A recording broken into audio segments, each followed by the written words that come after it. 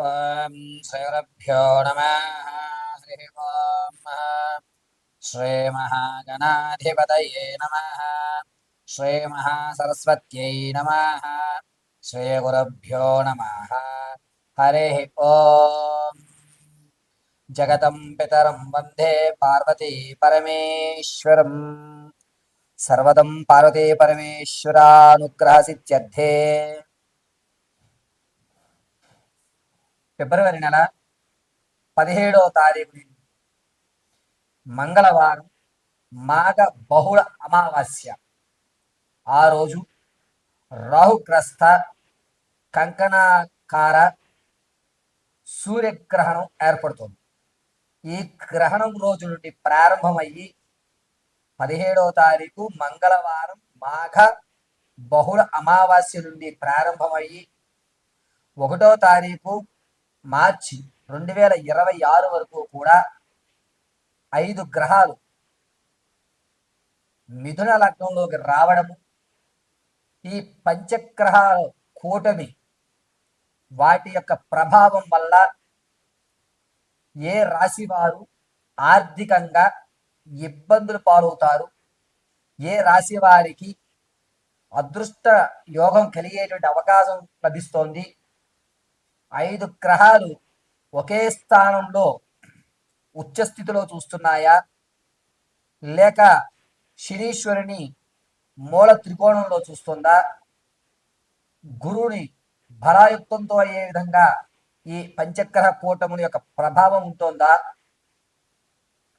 కేతుస్థానం ఆధారపడి మేషం నుంచి మొదలుకొని మేనం వరకు కూడా ఈ పంచగ్రహ కూటముల యొక్క ప్రభావం వల్ల ఏదన్నా పెను ప్రమాదాలు ఏర్పడేటువంటి సూచనలు ఉన్నాయా, అసలు ఫిబ్రవరి 17వ తారీఖు నుంచి మార్చి 1వ తారీఖు వరకు కూడా ఏ విధమైనటువంటి మార్పులు మీ యొక్క జాతకంలో జరుగుతున్నాయి, ఏ రాశి వారు వేదాంత పరంగా లేదా వైజ్ఞాన పరంగా లేక ఆధ్యాత్మిక పరంగా వారి యొక్క రంగాలు మార్చుకునేటువంటి అవకాశం ఏర్పడుతుంది, ఒంటరితనం అనేటువంటిది ఏ రాశి వారిని ఒంటరితనంగా చేయబడుతున్నారు, బంధువర్గం నుంచి దూరంగా నెట్టివేయబడేటువంటి రాసుల వారు ఎవరు, మీరు ఈ 17 నుంచి 1వ తారీఖు వరకు కూడా ఆర్థికంగా నిలబడడానికి మాకు ఈ పంచగ్రహ కూటమి ఏ విధంగా సహకరిస్తుందా గురుగారు,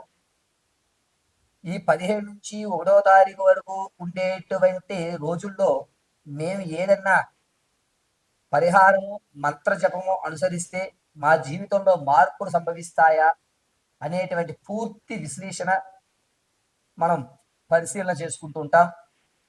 అయితే ఫిబ్రవరిలో 17వ తారీఖున మాఘ బహుళ అమావాస్య గ్రహణము.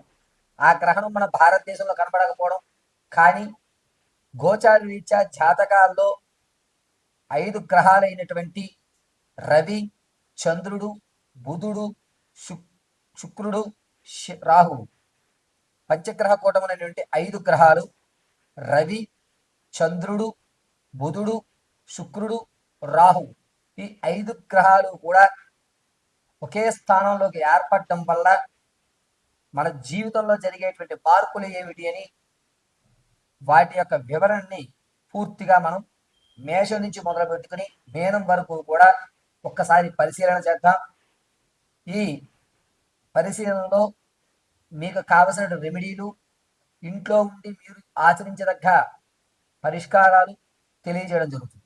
అయితే ఈ పరిహారాలన్నింటినీ కూడా మీరు అమ్మవారి అనుగ్రహంతో చక్కగా ఇంటి వద్ద నిర్వర్తించుకుని సకల ఆర్థిక ఆరోగ్య స్థితిగతులతో ఉన్నతమైన స్థితిగతులతో ఉండాలని మనస్ఫూర్తిగా కోరుకుంటూ పంచగ్రహ కూటమిలో వల్ల జరిగేటువంటి మార్పుల్ని మనం ఇప్పుడు చర్చించుకుందాం. మకర రాశి వారికి ఫిబ్రవరి 17వ తారీఖు నుంచి పంచగ్రహ కూటమి, అందులోనూ మంగళవారము అమావాస్య, బహుళ అమావాస్య, మాఘ బహుళ అమావాస్య. ఆ రోజు నుంచి ప్రారంభం చేసుకుని ఆర్థికంగా ఇంతకు ముందు మీరు ఏదైతే ఎక్కడైతే ఏ స్థితిలో అయితే అవమానపడ్డారో వాళ్ళే మీకు గౌరవం ఇచ్చి మీకు అనూహ్యంగా ధనం లభించి ఆకస్మికమైన ధనం కూడా లభించేటువంటి అవకాశాలు లభిస్తున్నాయి. మకర రాశి వారికి ధనపరంగా ఒక స్టాండర్డ్ పొజిషన్ ఏర్పరచుకుంటుంటారు. ఉద్యోగ ప్రాప్తి కలుగుతుంది. మీకంటూ ఆర్థికంగా ఒక స్థిరత్వాన్ని ఏర్పరచుకునే అద్భుత అవకాశం కలుగుతుంది. పంచగ్రహ కూటమి మీకు కలిసి వచ్చేటువంటి సూచనగా చెప్పవచ్చు. పైగా మీరు ఇప్పటి నుంచి మాట్లాడే మాట ద్వంద్వంగా ఉంటుంది.